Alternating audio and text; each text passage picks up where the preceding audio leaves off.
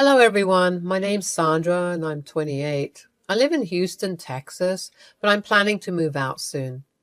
I was in a terrible marriage for a year and a half, but I managed to come out of it thanks to my father and the police. It was all my fault. I got myself into this. If I was a bit clever, maybe I would have done the right thing and said no to that marriage. I was always this very shy and aloof girl. Didn't quite like hanging out with people. I always stayed in front of my computer, and having unlimited internet availability, I was completely engrossed in the virtual world. There were very few times I would go to pubs and enjoy a drink, but then there would be weird strangers who would approach me and try to make friends with me. But I strongly refused their offer, as they were complete strangers and they could kidnap me, for heaven's sake. My mother died when I was 6. She had an untreated heart condition. I was raised by my father. He worked as a Marine since the age of 23.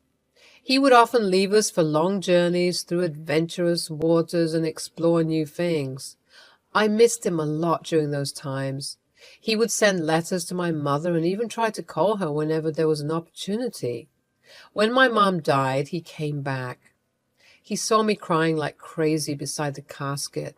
He picked me up and tried his very best to console me. "Hey, my little girl, miss me? Wow, you have grown so much." "Papa, Hey now, Dove, it's all right. Now that Daddy's here, you'll be all right, I promise, okay?" I still kept crying in his arms, clutching his uniform. My dad slowly patted my back and kept humming my favorite lullaby until I finally fell asleep. That night I saw him sitting alone on the couch drinking. He looked pale and sad. He kept muttering something to himself and then muffled his face on the cushion and started crying. That was the second time I saw him cry. The first was when I fell from the slide and hurt myself. Maybe he blamed himself for all the things that happened.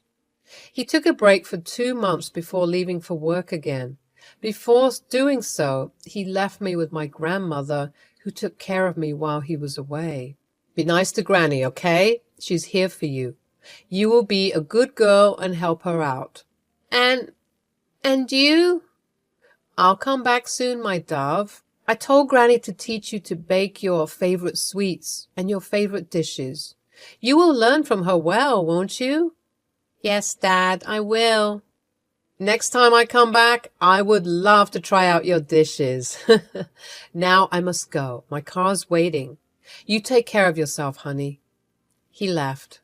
I knew he would be returning after 6 months or so. He would often send me gifts and small souvenirs from the places he had visited.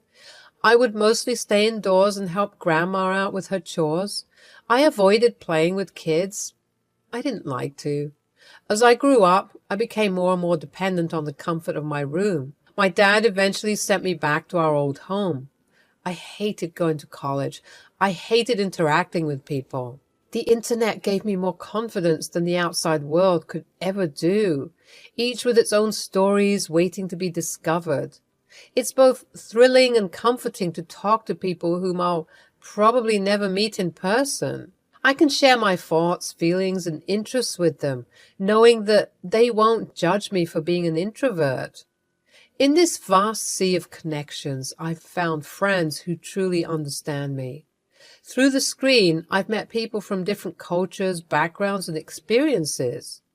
It's fascinating to learn about their lives and to realize how similar we all are, despite our differences. The internet has become a bridge that spans across continents, bringing us together in ways that were once unimaginable. There, I met a guy named Ricky. He was a streamer, at least that's what he told me. He first started with chat, and then it went ahead with video calls.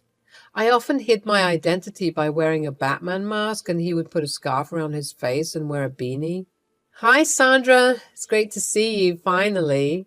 "Hello, Rick. Nice to meet you. Virtually." "Likewise. So, how are you doing today? How many people did you chat with in total?" "Oh, I'm doing fine. Just a bit nervous, to be honest. You?" That's completely normal, but trust me, I don't bite. I'm as awkward as you are. After all, it's our first proper conversation. So, Rick, tell me more about you. How did you end up on this online platform? Well, I love meeting new people and exploring different perspectives. I tend to stay at home more often than I should, and this online community seemed like a perfect opportunity to do just that. How about you? Well, I'm a typical introvert, so I find it a bit challenging to socialize in traditional settings. Online platforms provide a sense of comfort and allow me to open up a bit more. I completely understand. Virtual connections can be surprisingly meaningful. I'm glad we crossed paths. We chatted for a while, finding common interests and sharing stories about their lives. I began to feel more at ease as the conversation flowed naturally. I never expected to feel this comfortable talking to someone online. Thank you for making it easy. It really helps. The feeling's mutual, Sandra. You're a great conversationalist, and I'm glad we connected. If you ever want to chat again, just let me know. I'm mostly online playing Mario. Oh, forgot to ask, do you game? I'd love that, Rick. By the way, no, I mostly blog and scroll through Reddit. There are some awesome kinds of stuff you can find there. I feel like I get to learn from other people's stories than from real-life examples. Haha, true. I feel like our own lives can be such a bummer sometimes. It's fascinating to get to know others. Like, look at me. I trust my online friends more than the ones who exist in my life. The best thing about virtual stuff is that you don't have to feel obliged to keep in contact. You can take it or leave it. Your choice. As the conversation continued, Ricky and I built a genuine connection despite being virtual strangers. Our shared understanding and open-mindedness create a sense of friendship that transcends the screen.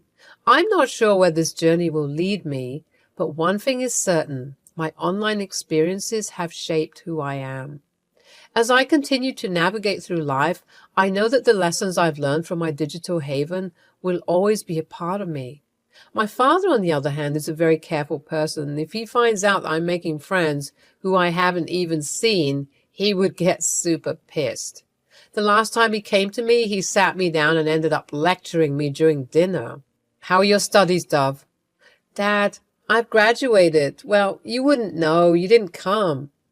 Oh, Sandra, bad, I was extremely busy, and I was sorry then and sorry now. I even emailed you saying I would be there for your birthday. Tomorrow is my pumpkin's birthday. Stop calling me names. I'm no longer 6, Well, to me, you will always be my little dove. Anyways, what have you planned for the future? Are you thinking of working? I don't know. What do you mean, I don't know? What are your friends doing currently? I do not have any friends. What? Look, dear, I haven't shifted you to your mom's house so that you can stay home and not socialize with the world. There are so many things you're missing out on. So many people you won't be able to meet if you don't step out, honey. That's the problem, Dad. I don't know how to. But I'll try. I do make friends, but they are online. Online? Sandra, that's the worst platform to make friends. Oh, Jesus. Okay. Well, fine. How about we go out today? A little bit of shopping, just you and me.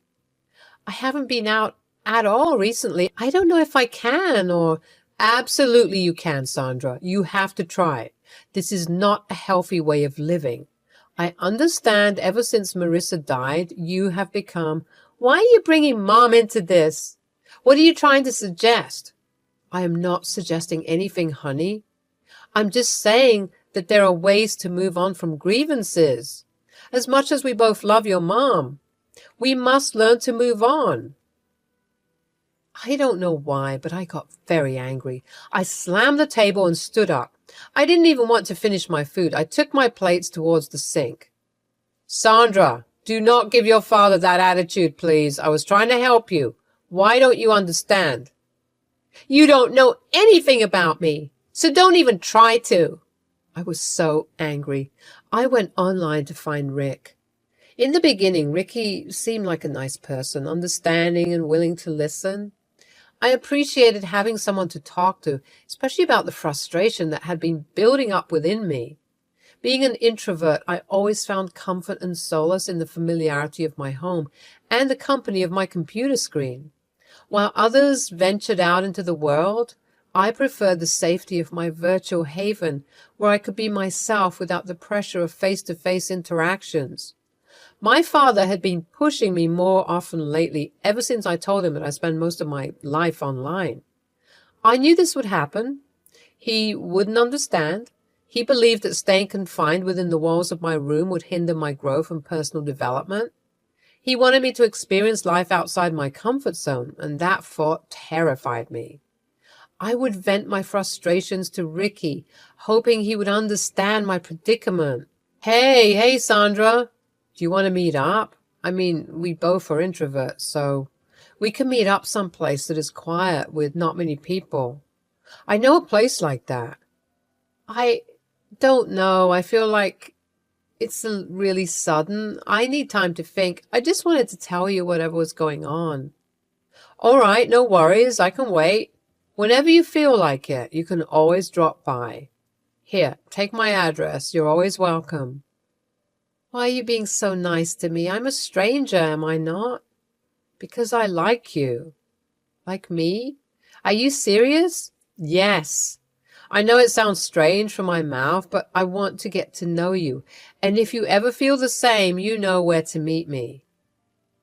It was a big deal for me stepping outside the world. My heart pounded with both excitement and nerves as I stood outside Rick's home. Finally, ready to meet the person I had been talking to online for the past month. He surprisingly lived very close to me, like a 20-minute drive or so.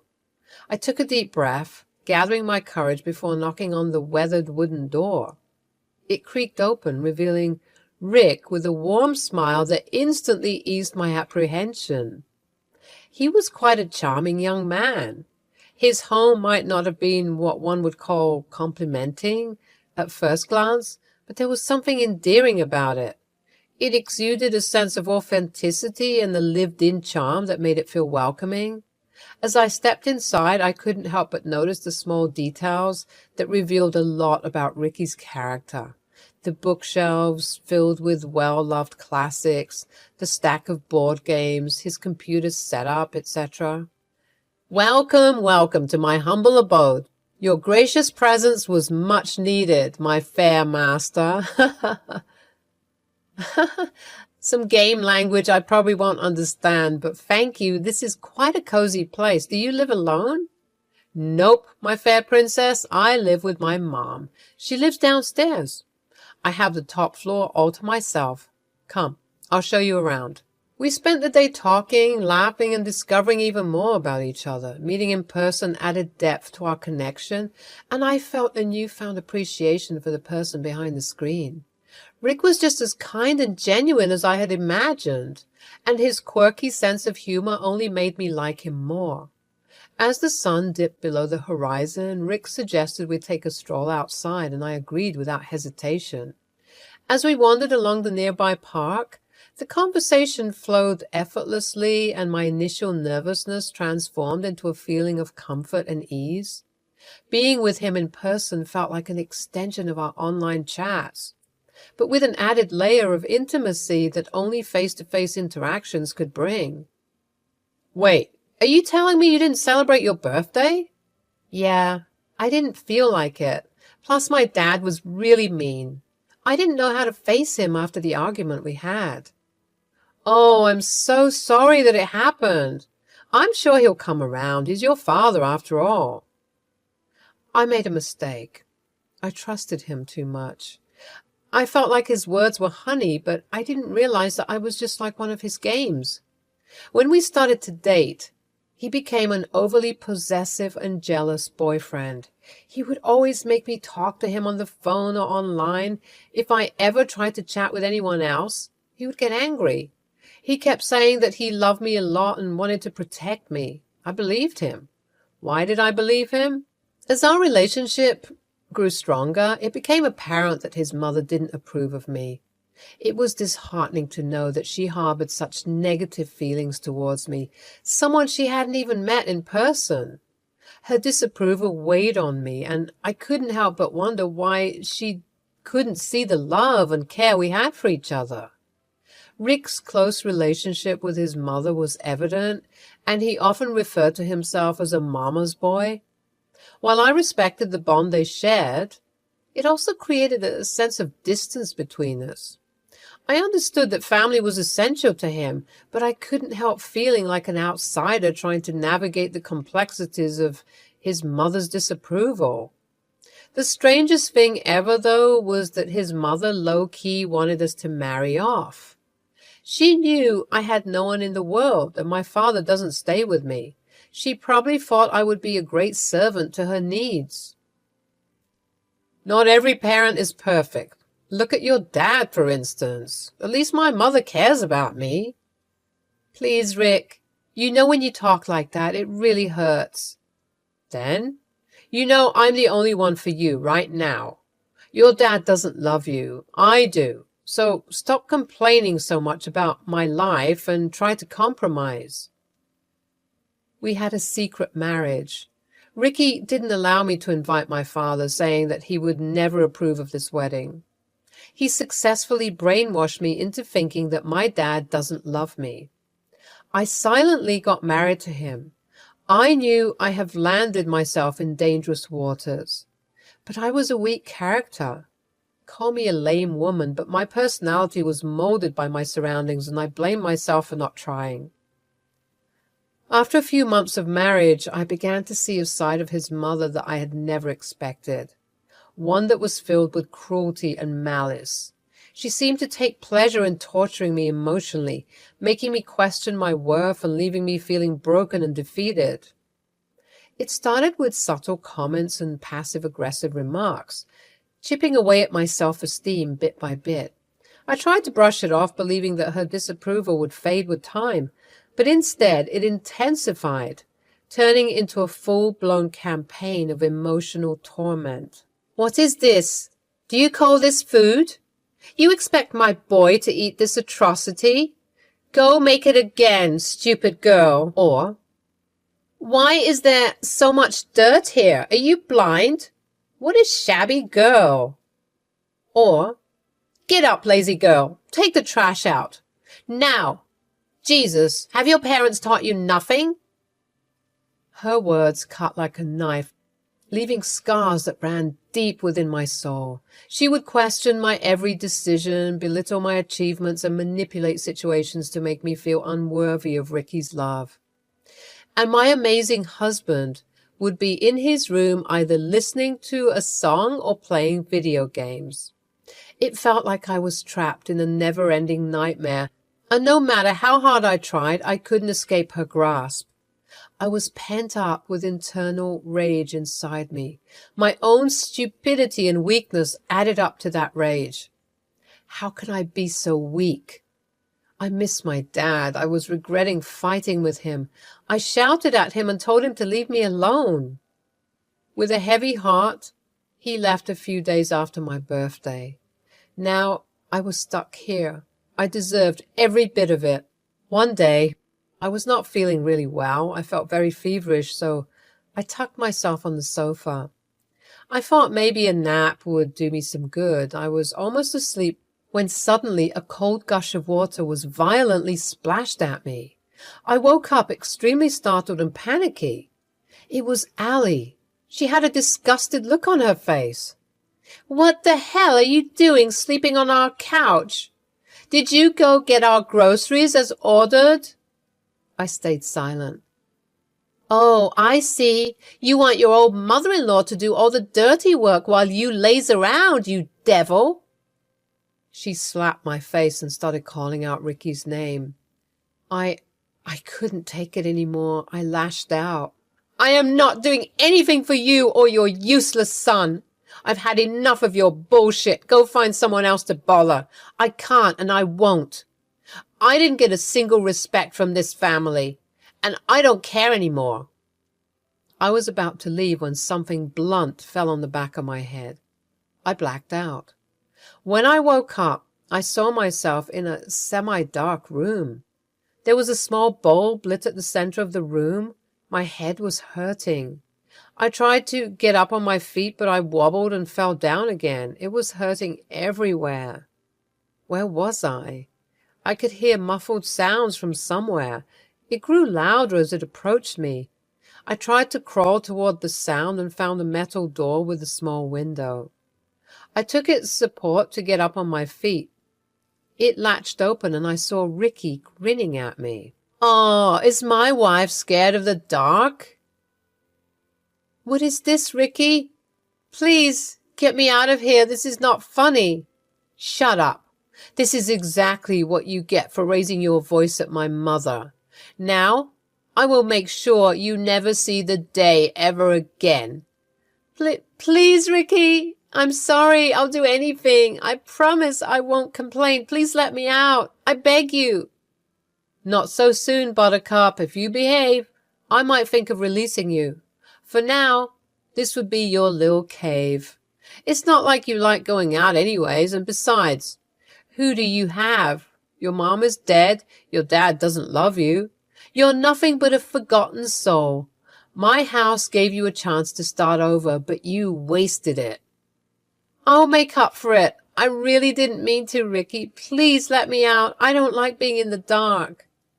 "Oh, Daddy's little girl, aren't you? How about you scream his name? He would magically appear somehow and rescue his little princess. Ha ha ha ha."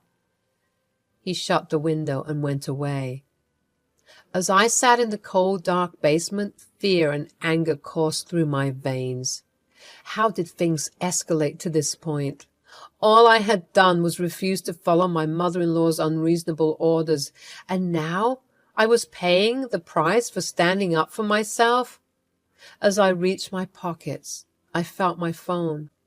It was broken and shattered. I lost all hope. But wait, there was a faint blinking of the screen. I could still call my dad. The screen was really faded, but I knew my dad's number by heart. With trembling hands, tears streaming down my face, I dialed his number. My voice shook as I told him what had happened, hoping against hope that he could somehow save me from this nightmare.